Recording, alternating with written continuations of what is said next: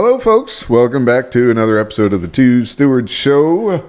My name is still Mark, and your name is still... Brent. Okay, good. We're doing good. A little bit of stability here. And we're going to continue on our rant. At least there's stability in topic. something, eh? Yeah, it's good. Yeah, you need it somewhere. Yeah, not the money system. Nope. But at least the Two Stewards Show is always there for you, putting up high value content.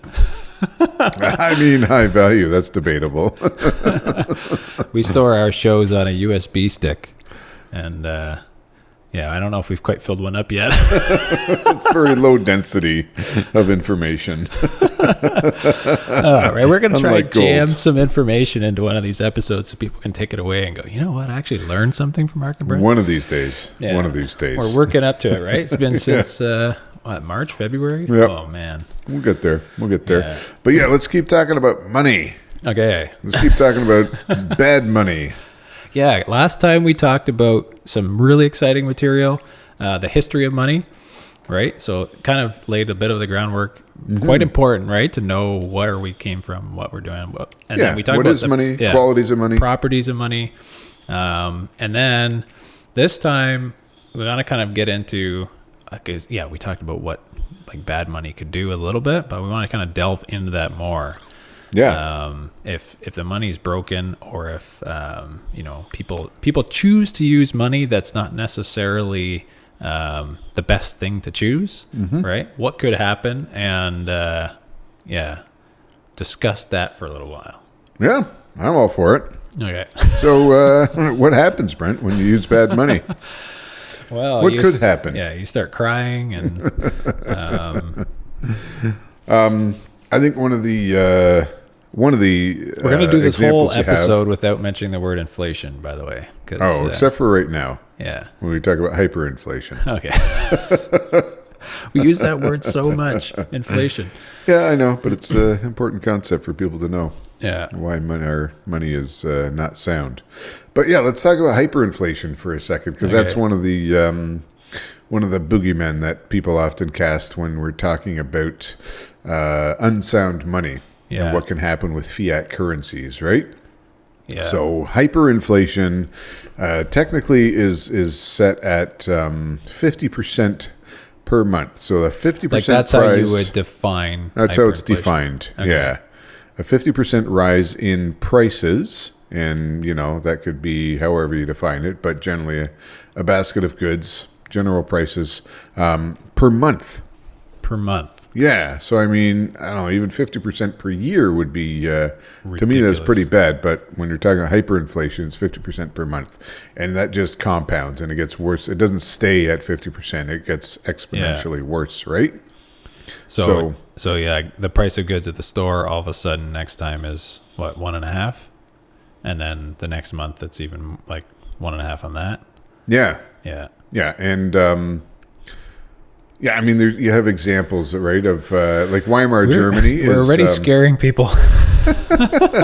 Well, so we're not saying this is going to happen. No, yeah, that's maybe something to make clear necessarily here. too, right? Because there's a lot of conspiracies out there, and Yeah, we're not. and I mean, I love me a good conspiracy theory. Don't get me wrong. And I have my doubts about our money system.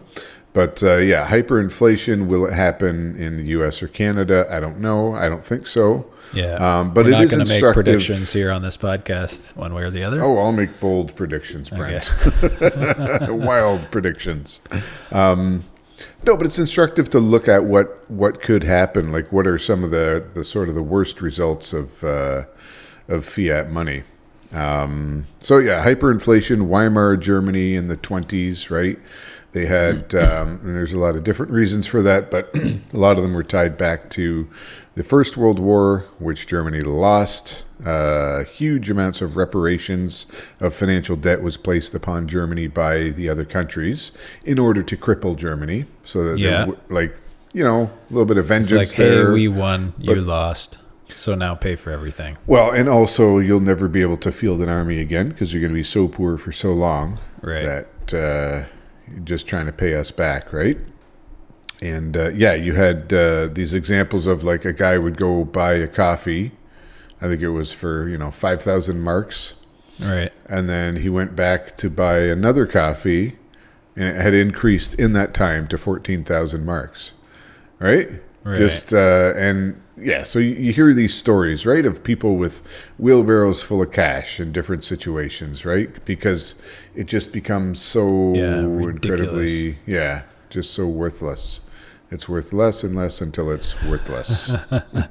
Well, we'll tie this back to the last episode where we talked a little bit about some of the monetary technologies that people used in the past, different societies, right? Yeah. So like one was glass beads, Yeah. right? And we talked about how inflating the supply of those could all of a sudden destroy the society, right? So that would be an example of money that was chosen by those people in that area and then like the supply, I guess you could say hyperinflated, right? Because, if you come over with a big giant ship or a convoy of ships from Europe and dump off all these glass beads on your on the shore and say, give me all your goods, like the price of things is going to go up quite significantly, right? Yeah. So that might be an example of like historical hyperinflation, maybe, but more modern times where we have money like based on like fiat money. Yeah. Right. I think there's more examples we can point to. Yeah, and they're maybe more relevant because they're within our lifetimes. And people say, well, Germany in the 20s, like that was in like different not times. within our There was lifetime. a war. Who knew what happened then, right? But no, we have lots of recent examples.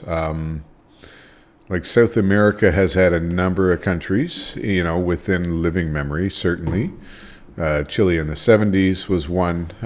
Again, that's like, that's 50 some odd years ago, right? But we can go to Zimbabwe, 2007. We can go to Venezuela, 2017. Yeah. Wow. Not very long ago. No. And people will often say, well, yeah, but that's like third world countries, right? Where this kind of stuff will happen. But like Zimbabwe was not a third world country. Venezuela was not a third world. Venezuela was a wealthy country. Zimbabwe was a major commodities producer in Africa, right? So why would that tip, and why would they go from, because everybody kind of admits that there's inflation, and even here in Canada where we're recording, you kind like the whole system's set up, we're going to maintain 2% inflation. Great. Let's do that. And why is it 8%? Or why is it what you said is 8%, but it's actually maybe 15 or 20% on some things, or more? I don't know. Right. But why is it that in some countries that might be not third world countries or whatever, like developed countries, they could have all of a sudden hyperinflation happen? Do you have an answer for that? Yeah. I mean, there's lots of different reasons, right? So you want to talk about Zimbabwe, and so you can just look this stuff up, right? You can Google it. The information is there. We're not making it up, right? I make a lot of stuff up, but not this. I can tell by your jokes. But yeah, Zimbabwe, you had hyperinflation. So I'll just sort of an official explanation. The country experienced several periods of drought and a following reduction in GDP, right? And there's a little more behind that, right? There was sort of nationalization of a lot of farms or expropriation of a lot of farms. Yeah. Basically from people who, like from experienced farmers. By the government. Some ideological reason. Yeah. I mean, a lot of it had to do with race conflicts, right? A lot of the farmers were white, and the government said, hey, you guys are treating black people poorly. You're treating the native, whatever, the rightful people of this country. Never mind, like a lot of these white farmers were born there. But, and, we don't necessarily need to get into that, but basically you had, basically all the farms went from experienced farmers to inexperienced farmers. Yeah, and so then, you had some drought. The same.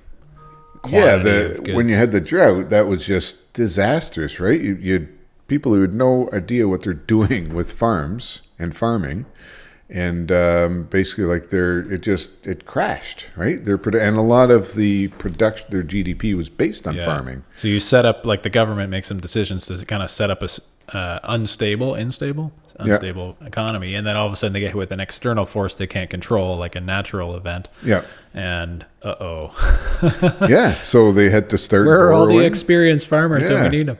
Yeah, exactly. They Turns were out gone. people need to eat. Yeah, exactly.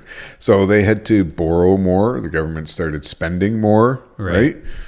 Just a little bit out of touch with reality. But when you can print money, you can do this. But sometimes what happens is what happened there, right? The government started printing money, had to print more and more money, had to print more and more money. And like it was just a ridiculous... like 98% inflation a day. How much? 98% inflation per day. For a short period of time. Well, for Well, this curve is like a hockey stick, like right? 2 years. It's just kind of this whoop. Yeah, because inflation builds on previous inflation. Yeah. It's not like that's important for people to keep in mind too, right? well, and that's even why you now, get the even now, like inflation at 2%, it doesn't mean that prices go up 2% this year and then next year they just stay the same. It's like, no, they compound on top of the last year's growth another 2%. Exactly. So when you have hyperinflation, it's like that gets away from you pretty quick. Yeah, it just totally does. You said we weren't going to talk about inflation, Brent. Sorry. And here we are. So that was Zimbabwe. You had Venezuela had a similar thing, right? Venezuela going from a relatively wealthy country to now like it's not, right? And what happens, right? Standard of living goes down. Companies stop producing. People lose jobs, right? You have, we talked about this a little bit offline too, right? Price caps. Right. Yeah. And those sorts of things we should get into because it's one thing to just talk about this like hypothetically, in some other country, but I think we should try to put ourselves in the boots of like somebody living through this. Just sandals, maybe. Was that? In their sandals. Yeah. To try to feel what it was like or what it would be like to live through hyperinflation, because like for us, we never experienced this. I don't know. You're pretty old, so maybe you've lived through hyperinflation before. But what kind of currency? Yeah, I don't know. You maybe talking beads, gold, salt, paper? I don't know. You're probably the cattle era. You look like a cattle herder. Is that even a thing? Is that a sheep herder? So like, what might it feel like to live through hyperinflation? Just kind of just do a thought exercise on, like what sorts of things happen in society when like prices go up, right? Okay, we might understand that, right? If I'm in my house and I know that if I get off the couch and I want to go get some groceries at the grocery store, and let's say I want to eat steak for dinner, I can expect it to be 4 times as much as last week or whatever the rate of hyperinflation is, right? Yeah. But I think you got to back up. And am I actually sitting on a couch? Do I live in a house? Is the electricity on? Like, do I have clean water? Like all those sorts of things, right? Mm-hmm. And I don't think, like, if you look at just the money aspect of it, you can kind of do the math, but it kind of makes it more like this sterile thing, right? Like the money went up or like the money supply went up, so the money went down in value, and everyone scrambled to try and buy stuff. Yeah, it's like a very simplified, sterile picture. Yeah. Like, and then eventually it resolved. So why are we talking about this? Yeah, like no, everything was not good. So like, what sorts of things happen? I think.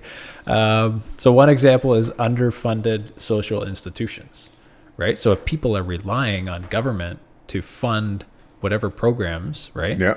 And all of a sudden, the money supply massively increases and inflation's through the roof. Like the government's kind of forced to not fund certain things, and like they have limited supplies of resources, so they have to focus on which is funny. They probably focus on maintaining control, right? Because so that there's a little bit of peace and whatever. So military, so the military and maybe the law enforcement, right? But they might let go of all the social programs and all the stuff that more like directly supports people who in need, right? Yeah. And those are the sorts of things that'll probably start to go first. So right there, you can see, if a large percentage of people who currently rely on government services all of a sudden don't have any of that, what happens? Are they frustrated? Are they annoyed? Are they upset? Are they going to steal? Yeah, are they going to steal? Do they have to steal to live? Yeah, exactly. And that's kind of like the first thing. I think one example was in was it Venezuela, where they had prison systems, but they didn't have enough money to feed the prisoners, so like tons of prisoners died. Yeah. And I mean, like, okay, they're in prison, so you might say, well, at least all the citizens aren't dying. These people did something wrong. Okay, like, we just don't have resource to feed our people. Never mind prisoners. Okay, well, how many of them were political prisoners? Yeah, well, that's another question, right? But yeah, still, so that's one example. The other one we should talk about this is price caps. Yeah. Right. So I think that's what you mentioned. So why would the government want to do that? Well, because if you can see that the price of bread is like doubling every day, you just be like, hey, you greedy bread producers, like stop that. Yeah. So that people can afford to have bread. Yeah. Like it's people pointing the finger at the companies who make the stuff. Yeah. And sell it rather than. Sound kind of familiar? These greedy grocers. Anyways, for another episode. Oh, man. But yeah, you're not, I mean, if the inputs for these producers is going, like the cost of their inputs is going up, obviously the price of their output is going to increase as well, right? Yeah. And what might a government might think would be a solution is, hey, we're going to cap the price, so therefore, like the essentials won't be more expensive, so everybody can afford them. Yeah. But if hyperinflation is taken over and like everything else is going up, right? The companies are not incentivized to produce this stuff. Like, in fact, they're not even able to, right? If you can't afford to buy the raw materials and pay the people to put it together and ship it to the store and put it on the shelves, then you're not going to do it because you just can't, right? Yeah. So you stop producing. Yeah. So now so the minute you cap the price, it gets even worse because now all of those things that you cap the price on don't exist in the stores. Like they're not available. At least before they were there. Yeah. And getting them was one thing, but now they just don't exist. Yeah. And then people don't have jobs, so they also can't pay. Like you could just see how it. Another one is energy. So like, if you rely on electricity, like probably every single person, right now, modern day, if that's intermittent or not available for large portions of the day or whatever, right? Like you can see how your life could be significantly interrupted. Yeah. Even just the fact that there's uncertainty about it, because I think that too, right? Like we have an office, we come here and we're like, we work, right? But if I knew the electricity was going to go out for a couple hours at like 12 to 2 or something, I would just, okay, well, I'll take an extended lunch. Maybe I'll do some other stuff, right? Go on the road, make a few sales calls or whatever, that sort of thing, right? Yeah. I'm going to come back after the electricity's back on, right? But if it's like, surprise, you don't have electricity, like production and productivity goes way down, right? Yeah. Because like, how can you plan out your life if you're, unexpectedly interrupted by no electricity? Yeah. And, that's if you're, I don't know, you're working at a quarry or something. I don't know. I don't know. I don't know. Yeah. There's a lot I don't know. But we have such a specialized economy. Yeah. That when you interrupt some of these things like electricity, well, all of a sudden everybody who works in like information technology, the guy who's coding that one thing that you need for that one app that you never use, exactly. But he's really good at it, him, and all sorry of a sudden, to anybody who's just working on coding. But yeah, all of a sudden, and like some of these things are necessary. Maybe that guy's writing an app to help balance the power grid. Yeah, power distribution, or to make the computers that run our sewage plants more efficient. Or you might not notice that your water is getting contaminated until it's too late. Right? Or the electricity goes out, or all these kind of things. We're so reliant on that just one small interruption has big consequences. Yeah, and then I think another thing too that happens is if things are all of a sudden going up in price, like people will pivot away from buying stuff, right? Like you said, they don't have a job. There might be price caps, so there's not even stuff on the store. Like now all of a sudden you got to find alternatives. So you're pivoting away to like barter, direct exchange again, right? So you're kind of going back in time, like what we talked about earlier, last episode about, primitive forms of exchange, trading actual objects to people, right? You just totally abandon the whole monetary system and the whole monetary technology of the day, and you're pivoting back to barter, because at least a cow is still a cow, right? And it has utility, has value, and it holds its value because it's not, not all of a sudden like I come back to my barn later and there's half a cow. I mean, in hyperinflation, somebody could happen. Could cut it up and eat half of it. And what you have is people just buying anything, any kind of hard asset or any tangible asset, right? Yeah. I think Tom Karadza has mentioned this a few times, right? In the former Yugoslavia, when they had their hyperinflation, people would just go like buy anything. Yeah. And this happened in other places too, right? As soon as you get paid, you rush out, like never mind your job. I got paid. I'm gone. Yeah. And I'm not going to go to the bank because the bank is probably closed anyways. So, and there's no point putting it in there because this money is going to be worth less tomorrow. So I'm going to go buy a washing machine. Yeah. Or I'm going to buy like anything that I can buy that will probably keep its value more so than the money. So that sense of urgency and like absolute ridiculousness happens in hyperinflation, right? But the same sort of thing also happens on a minimized scale during inflation, right? Because like if you're like the pain is just on a different level, I guess. Yeah. Right. So with inflation, it's, okay, the pain's there, but I got a month, right? I got a year to figure this out. I don't need to take action now because you know what? The money's not going to lose that much value, and I still have a job, so like it's not that bad. Hyperinflation, it's like amp that up. Like, no, a year's inflation, it happened in a day. So now you need to go out and take action right away. Yeah. But so to point it to today, right? Like we might not be experiencing hyperinflation, and we mentioned conspiracy theories. Like we don't know whether or not we will or whatever. Like we can kind of make predictions, but we are experiencing inflation, and it's built into the system. So, and I told you I wasn't going to talk about this, so maybe I'll stop. But you could see that people actually do purchase, like you still do purchase things with an eye for storing the value, right? Yeah, real estate is a prime example, right? Oh, that's why I'm doing this. Yeah, there we go. See? A real estate podcast. Real estate's a good example because people intrinsically Why know are we talking that. about this? Why don't we go buy a house before the price goes up? Well, you kind of saw a little bit of that in during COVID, right? Yeah, when prices there was a bit crazy. of a. People had that frenzy, like, "Oh, we got to buy one. I got to buy one." Well, Yeah. the price goes up because the price kept going up. Yeah. And then eventually it stopped, but you can see how you get that cycle. It just gets worse and worse and worse until eventually it stops.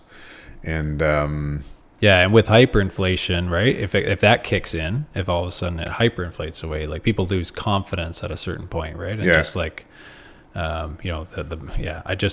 I don't trust this whole system. It's going to fail. And you kind of get primal. It's like, I need food, I need water, I need to do the things that keep my family. Yeah. And your community becomes like really important, right? Because, you can't trust the government in the next province over who's, articulating to the whole country what's going on. You got to actually provide for your family every day. You need to eat still.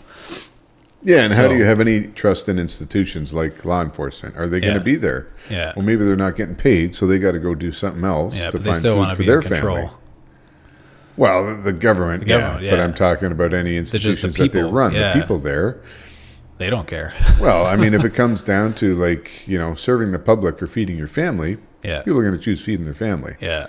Right? So one thing to note, too, is when this happens, it's quite important to hold foreign currencies or hold other assets, right? Like we talk about buying things, that's what people would do, but they wouldn't necessarily have to go out and buy a washing machine or whatever else if they already held, a good percentage of their wealth in a more stable currency. So we see that too, right? Yeah, I mean, like often when you have the hyperinflation, the government is trying to do whatever they can. So they would stop convertibility of their money to stop people from buying that. Yeah, because that makes it worse, right? All of a sudden, like not only is hyperinflating away, but all the people who should own it are just selling it like crazy to try and get out of it. And it's Which like, makes it worth less who and less. wants who wants this stuff? Yeah. I don't know. I don't. Here's a wheelbarrow. I'm gonna go buy. And Just give me eventually, $1 Canadian. yeah, and eventually, what happens usually is that the money system in that country gets redenominated to a different currency, Right. or to a new one that they make up, or something with But a that new completely value. destroys everyone's savings. Yeah, if you had any cash, any kind of savings, it's gone, Yeah. gone. Right. So if you had a hard asset, Yeah, that kind of hits you, right? Like, shoot, you've been working your whole life, you saved up all this money, yeah, and you had it in the bank or whatever, and now all of a sudden it's all gone. yeah, and you're helpless because you can't even go to the bank to take it out because Yeah. there would be withdrawal restrictions as well. Banks would be closed. Yeah. You have no credit extended And then, anymore. like you said, they shift to a different currency. There is none of that anymore. It doesn't exist. It's like, what Yeah. are you giving me?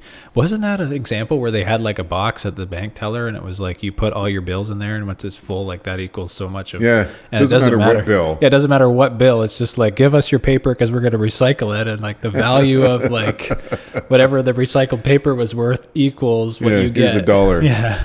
$1 US.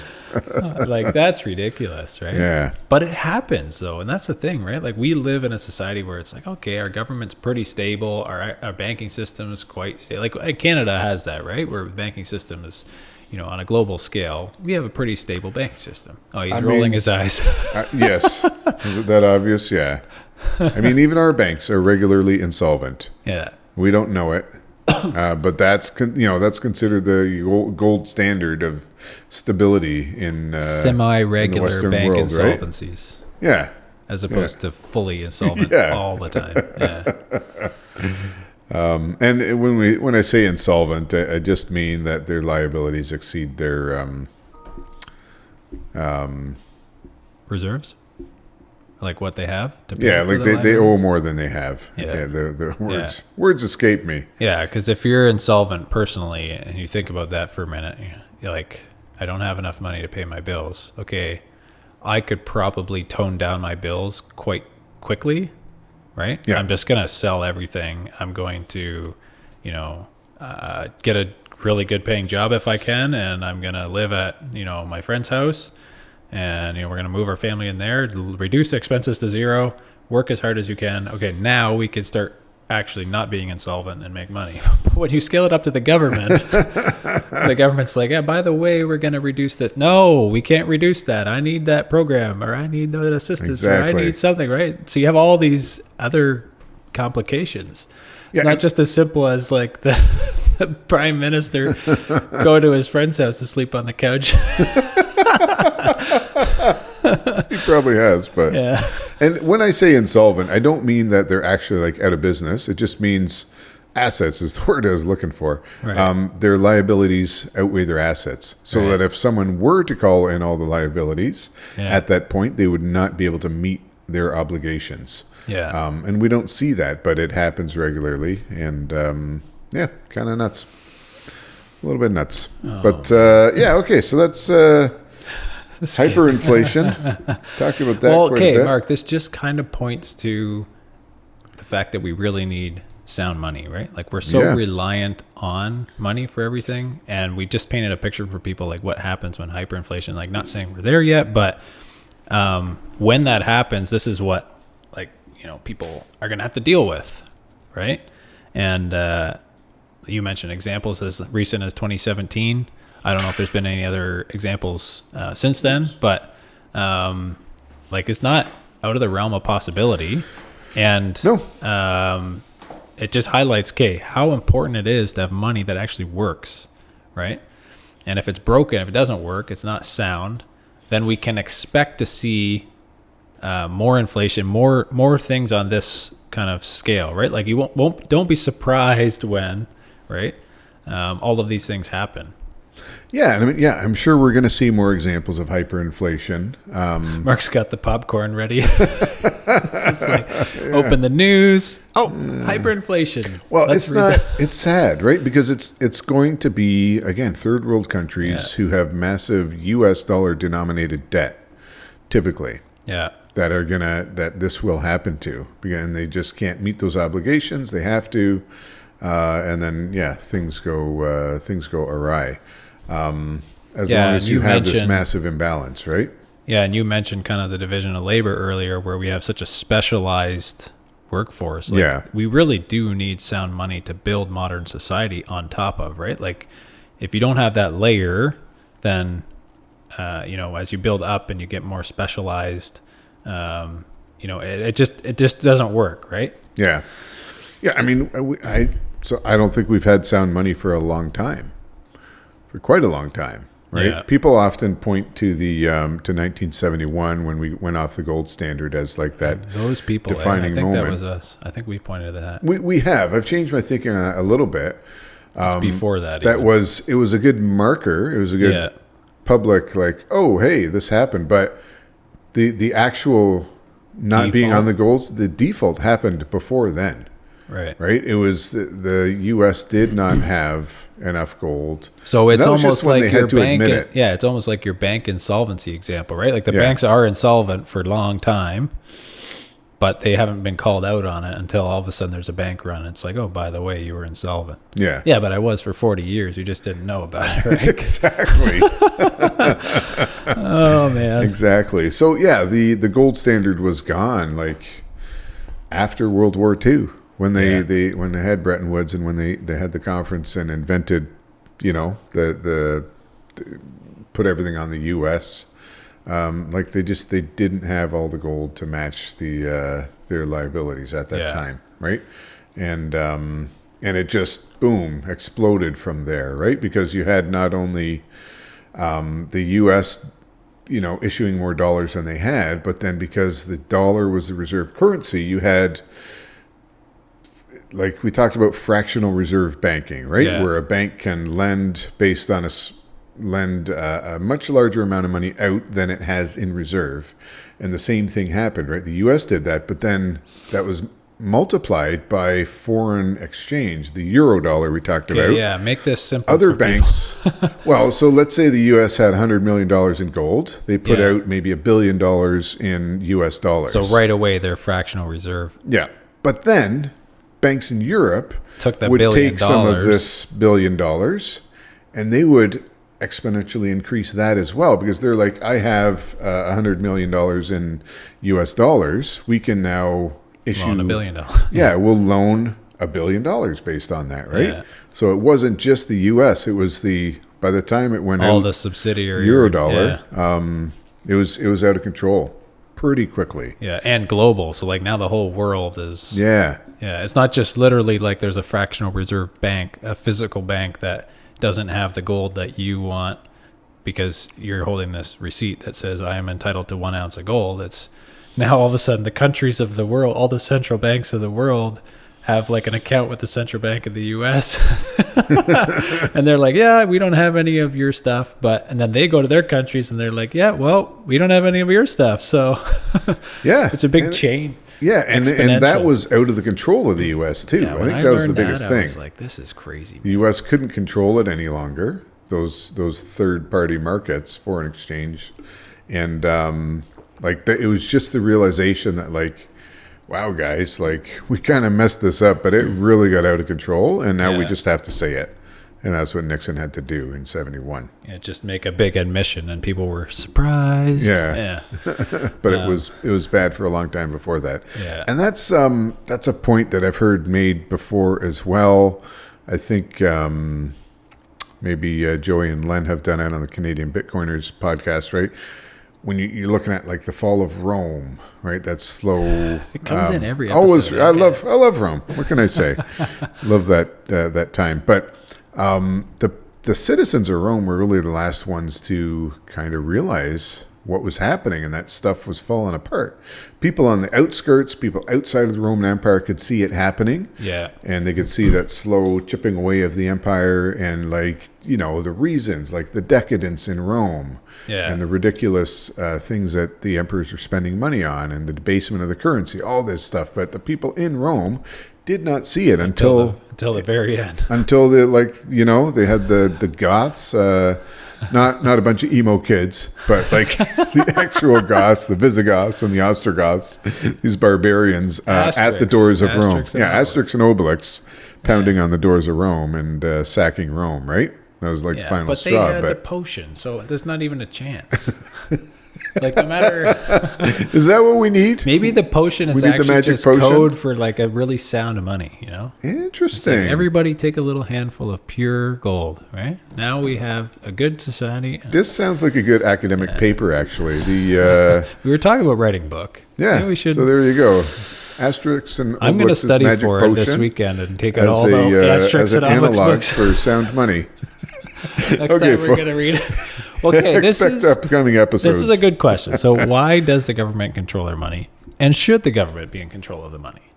Okay, well, this is going to Because be a there's two hard answers, one to right? argue. Like, should the government be in control? You Yeah. could say yes or no, right? Yeah.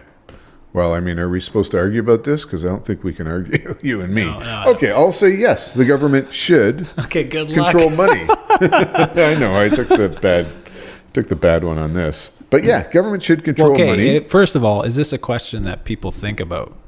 Right? Like, does everyone wake up and they're driving to work and they're listening to the Two Stewards show and they're like, should the government control money? Right? Like, do you just now, take it for maybe. granted, right? That, Yeah. like, every government in the world controls the money, so therefore, like, we should, right? Yeah, But what we talked about last episode with, like, primitive monetary technologies, whatever, like, governments didn't control salt necessarily, or cattle. They could control the production of it, but that is still a step away from actually controlling it Yeah. completely. Yeah. Right? Unless they had the only salt mine in the world. Yeah. But it's and not they like they're controlled the that only production. one birthing cattle and giving it to Yeah. everybody. It's no, the cattle have cattle. And, Yeah. I mean, yeah, we have 160 fiat currencies in the world, and none of them like get along really. And a lot of them, like the U.S. dollar, is pretty and how widely many accepted. governments do we But have in the world? yeah, like it's 160? all different dollars you got to use when you go to different countries, right? Even if the U.S. dollar is accepted for trade, you still can't generally go go to Europe and buy stuff and go get a coffee in U.S. dollars. You got to buy it in francs or in whatever's, right? But anyways, should the government control money? Yeah, people don't think about this, but maybe they should. And maybe they will after this episode, Brent. Maybe they already do. But yeah, some of the arguments for government controlling the money supply would be economic stability. Right. They can keep everything kind of cool, and Well, if they... you're not relying on all different kinds of people to have all different kinds of money. We've got one uniform type of money. Right. So there's one. You can argue with me after. Financial regulation, it's important so that you don't have fraudsters doing Ponzi schemes and, unregulated banks doing shady stuff, right? That's important. They're just regular banks doing shady stuff. It's so hard. It's so hard for me to say this, Brent. I'll hold off my arguments until the very end. And then the government can also fund important government operations, right? They can fund healthcare. They can take care of prisons. They can. You can't say this with a straight face, say it can with you? a straight face. No, it's impossible for me. So We had to Google these, by the way. We had to come up with this list. I think we used ChatGPT for this part. Oh man! It's like, list us. If you were to argue that the government should be in control of money, what would you say? And it only came up with 3. Yeah. And then it said, No, et cetera. et cetera. ETC dot. My final argument, Brent, Yes. is et cetera. Okay. I would like you to combat that, sir. So what's the argument against this? Like, why should the government not be in control of the money? And maybe our listeners actually would support that. I don't know, but you should text into the show or email into the show. We'll do a poll. Yeah, what you think.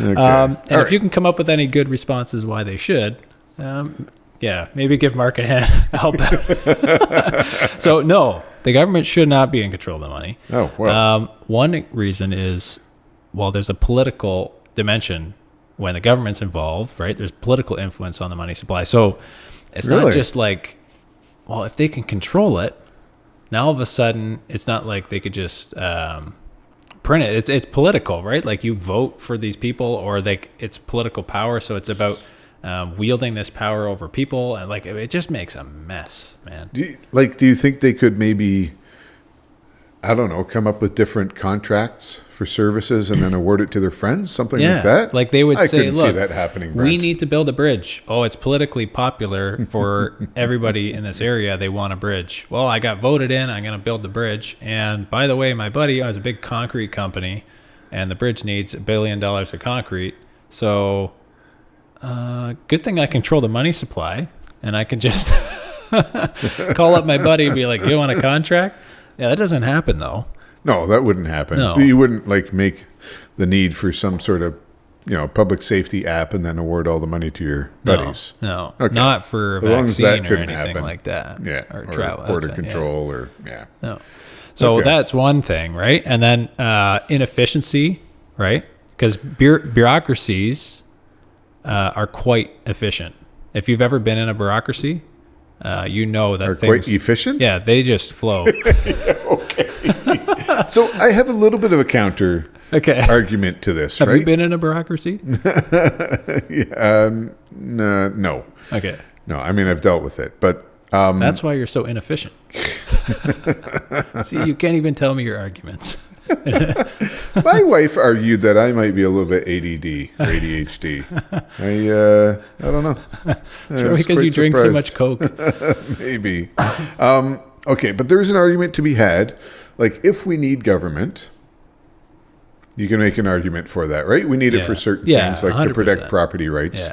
Would be one of them. But government by nature is going to be inefficient.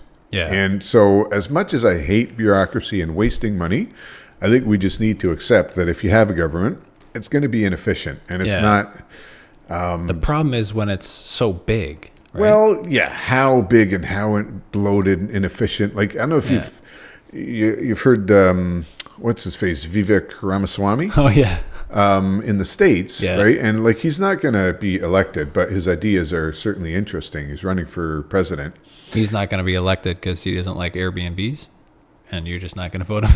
No, I think he's fine with them. Okay. No, but he's just like, he doesn't have the clout, and some of his ideas Yeah. just make too much sense. But he's like, look, if I'm elected, I'm just going to cut 50% of federal government. Jobs, yeah. Yeah, like, we'll just be like, Isn't hey, that what happened here in the provincial government the one time with Tim Hudak? It was like a campaign promise for like 10,000 jobs going to be cut. Like, or was it Hudak or Harris? I don't know. I think both. Like Hudak lost. Oh, okay, yeah, that's not a popular thing No. to say in Ontario for sure. Maybe more in the States. But he's like, yeah, I'm just Yeah. going to fire 50% of federal government because they're like, if it's a mass layoff, Yeah. there's some protections for federal government employees. You can't just fire them, right? Yeah. But if it's a mass layoff, that's not protected. He's like, just everybody who's got a SIN number that ends in like a odd number. That's the criteria? How do you pick? do it, right? Yeah. We're not going to do anything based on merit or whatever. We're just going to cut half and see what happens. That'd be funny if they did the SIN number based on an odd number, and turns out like everybody has an odd number. So yeah, if you want to see that play out, vote for Vivek. Yeah. But it's just an example of, like, you're talking about the bloated bureaucracy, Yeah. right? Sorry, I'm in favor. Well, of I'm on the government side here, Yeah. but like how bloated it can be that somebody can just say, we could fire half of the people, And you would still have and you'd this. still have, Yeah. Anyways, carry on. So Brent. yeah, that's one reason why it would be great to have the government in control of money. The other one is devaluation of currency, which is, like we talked about last time, devaluation of your time, right? Yeah. So all the citizens in the country, they all have one scarce resource, and that is time. And of course, probably people value their time, right? And if you're going to spend it working, and then the government controls the money and they can devalue it at will at any time, that's not great. So that would be my argument against another reason why the government shouldn't be in control of money. And this is where we get the argument. We don't have to get into it here, but basically that inflation is theft. Right. And I mean, we'll just put it out there maybe for people to chew on because that's quite a strong statement. Yeah. But it's gaining a lot of ground. Yeah. Anyways, carry on, Brent. Lack of trust. Interesting. Yeah. And to fund unnecessary wars. We just pulled out a bunch of random arguments here. Yeah. And like the list could go so long. But if you think about, let's just use the war example, right?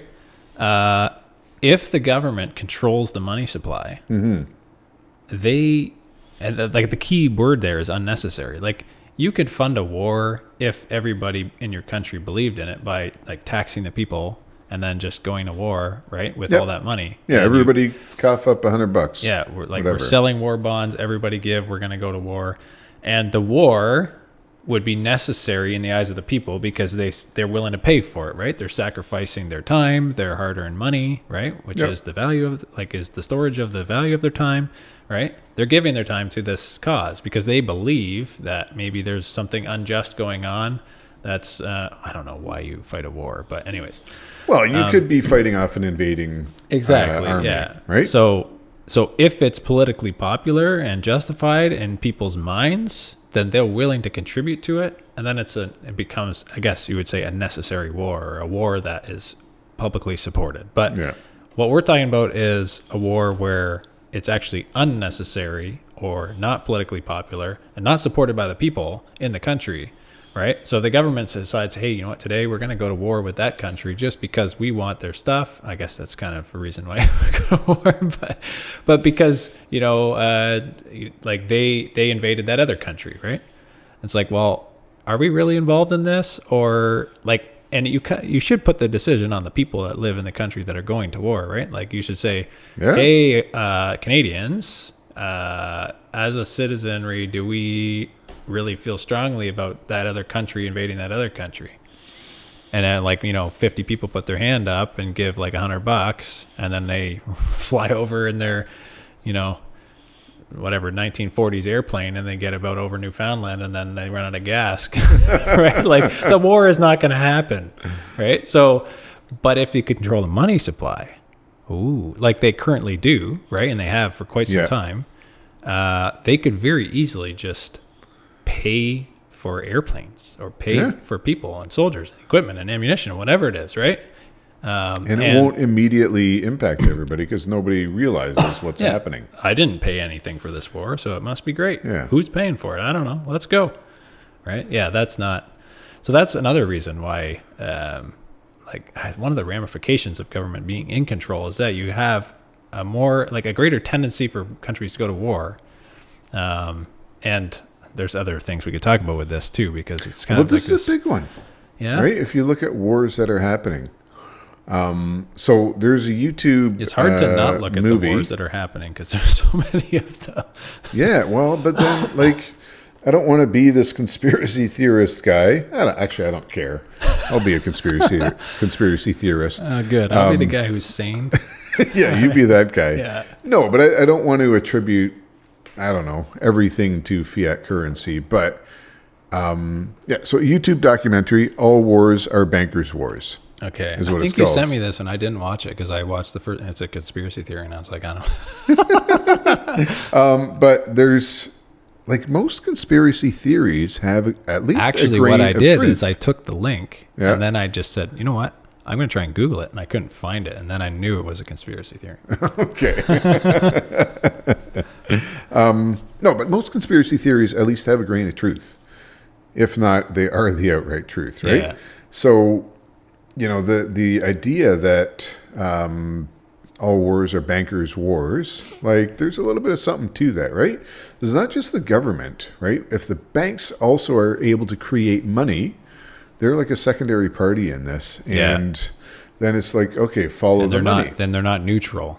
Yeah, they're not neutral. If they have a vested interest. Yeah. And so Eisenhower talked about the military-industrial complex. Yeah.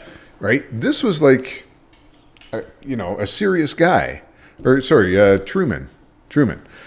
Maybe Eisenhower talked about it too. They're contemporaries. But like president of the U.S. talking about this, not just some kook in his basement saying, Yeah. "Oh, there's a military-industrial complex," take right? your tinfoil hat off. Yeah, buddy. because I've heard this before. I'm like, oh, whatever. But then you're like, no, Truman was talking about this, and he felt necessary to combat this. And there's a lot of money to be made off of war. Yeah. And if the government can just indiscriminately print money, sorry, I've completely abandoned my pro-government You're supposed side. to be on the other side. I changed. I'm a turncoat. Yeah. We are never getting hired by the government. Oh no. There goes that career path. Like you're just too efficient. Never been accused of being efficient. But yeah, you even talk about public sentiment, right? Like approval for wars. Well, it's a lot easier for me to approve a war if I don't have to pay for it. Like I will through inflation, but I don't realize that. Yeah. Whereas if I actually am going to face a big tax increase, well, that may change my opinion. Yeah. Hypocritical as that may be, of the necessity of this war. Like, we don't really need this war if it's going to cost me another, $10,000 unless in it's income something tax. you really believe in, right? Like you're fighting for freedom and something's in jeopardy. I'm going to experience hardship for the sake of this cause. Yeah. But it's such an easy way for a government to do that. And so, we don't need to go. This is I just have one of the more reasons. reason. So should the government be in control of money? No. And the reason is, etc. Oh, so that is a compelling argument. We could keep going and going, but ChatGPT only came up with 5. Oh, okay. Oh man. I don't know. Brent, you've convinced me. I'm on your side. I believe that the government should not have control of currency. And but why is it necessary? Like, what is? I mean, I had some arguments for, right? Yeah. And they're pretty weak. Yeah. I think so. Just think about it though. If you're listening, right? Why does the government need to control the money supply? That should be something completely outside of the purview of the government. It should be an organic thing that happens. Yeah. And, the people who are actually trading determine what's used for money and how that works. And the government, the government can exist. The government can tax. That's fine. There's services that we need. I'm even in favor of, I think, universal health care, which a lot of, in the States are like, oh, that's nonsense. In a perfect world, I think that would be great. That's compassionate. Yeah. Right? I don't But mind. it also has a cost. It has a cost, but I don't mind paying extra taxes to know that if you get cancer tomorrow, it's not financially, There's it's some already resources devastating. there for you to access. But you're going to be covered. Yeah. Right? Not even thinking about if I get sick, what happens to me, but just to know that we have in this country, right? And that those options and that safety net for people. Now, how it's implemented is is lousy, and we're headed towards 2-tier healthcare already, anyways. But the idea of it, I can accept that. That's kind of a socialist, I guess, idea. Yeah. But I like the idea. If I can give of my talents or my my labor. Yeah. The important thing is that people. you're the one giving, right? You are realizing there's a cost.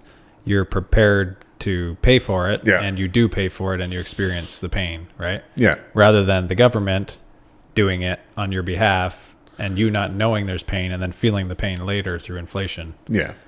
Yeah. Yeah. And the government screws everything up. It's, if you want to. This the anti-government podcast before. I don't know, man.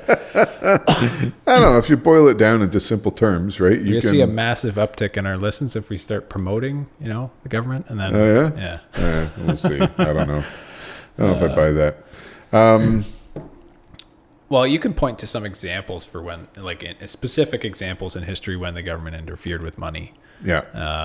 You talked about the Romans. We talked about the Germans printing money for paying for reparations.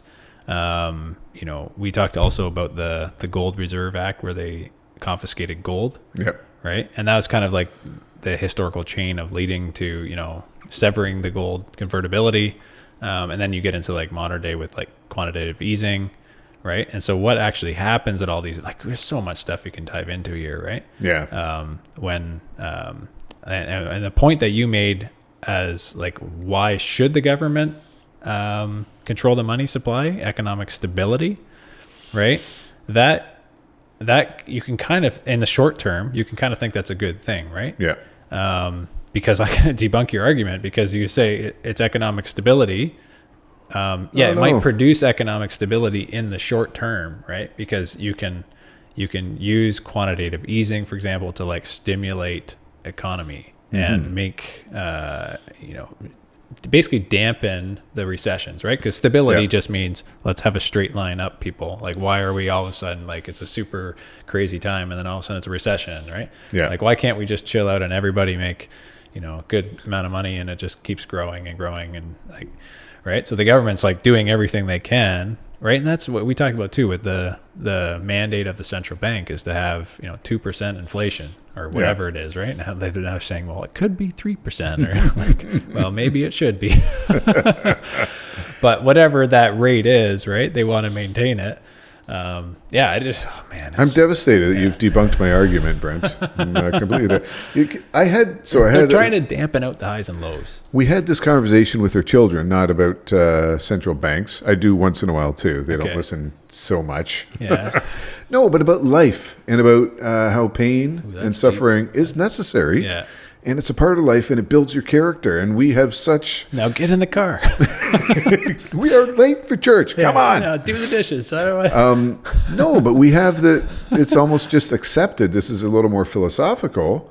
But when you're talking about central banks and why should governments have control of money, right? So that the argument of economic stability, because we could never feel any pain, that would be terrible, right? Like, is that right? Yeah. Where does this idea come from? Right? Yeah. I would argue that's sort of a Marxist thing where we want to control everything to get to utopia and everything is wonderful and awesome all the time. Pain, no suffering. Yeah, it's like, no, we're going to have pain in this life because we're imperfect. World. It's a fallen world. And suffering produces character. Yeah. Or perseverance. And perseverance produces character. Yeah. Right? I mean...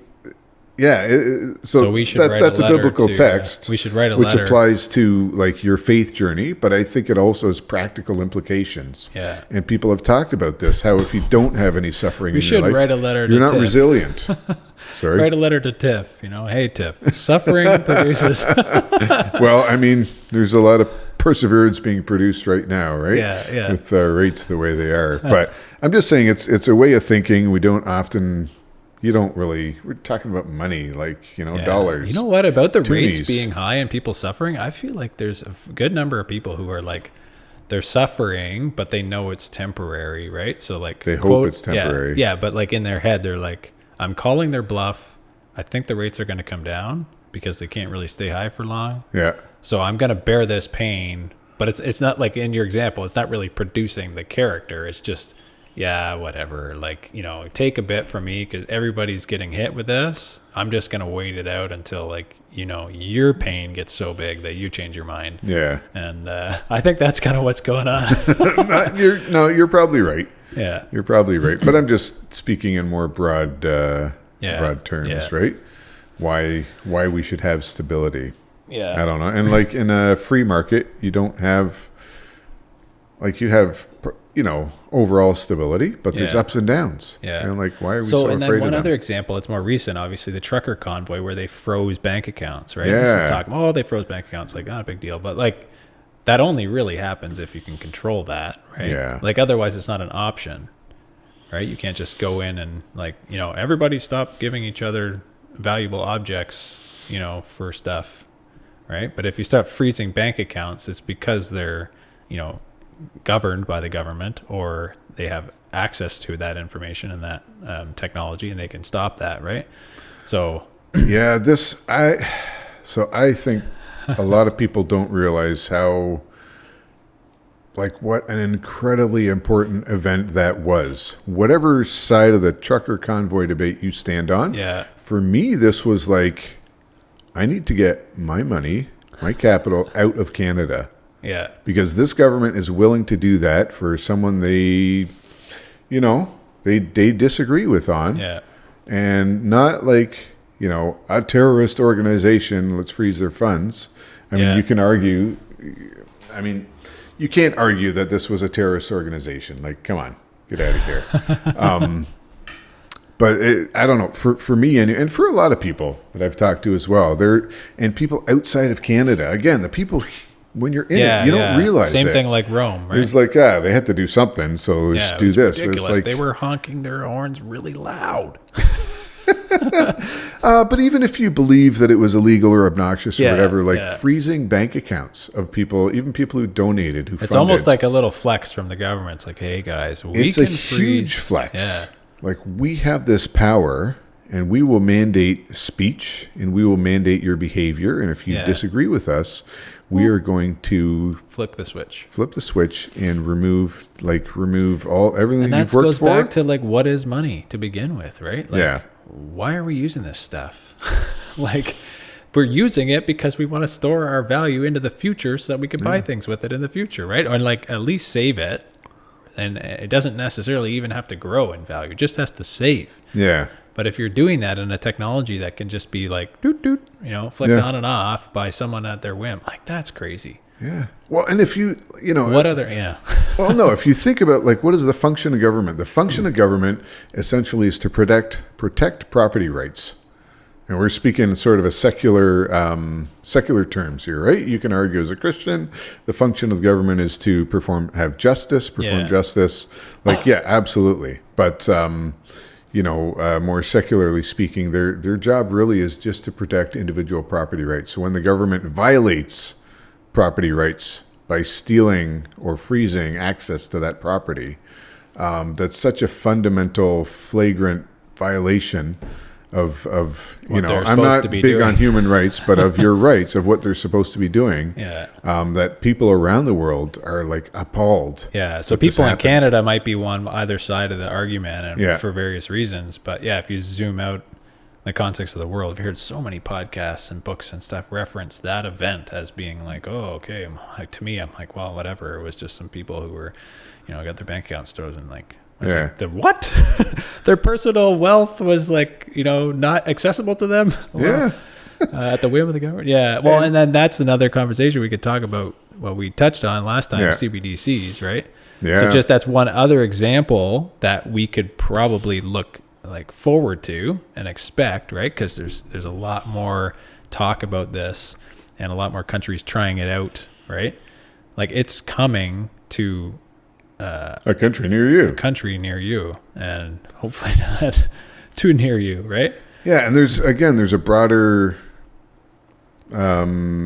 question here about centralization of power. Yeah, right. We were just on the Rockstar Your podcast, Life, Your Terms show. Yeah, and we talked about the Reformation and a bunch of other things about how generally when you have power become centralized and crystallized in the hands of a few, it becomes corrupted. Yeah. And perfect example was the Roman Catholic Church at the time of the Reformation.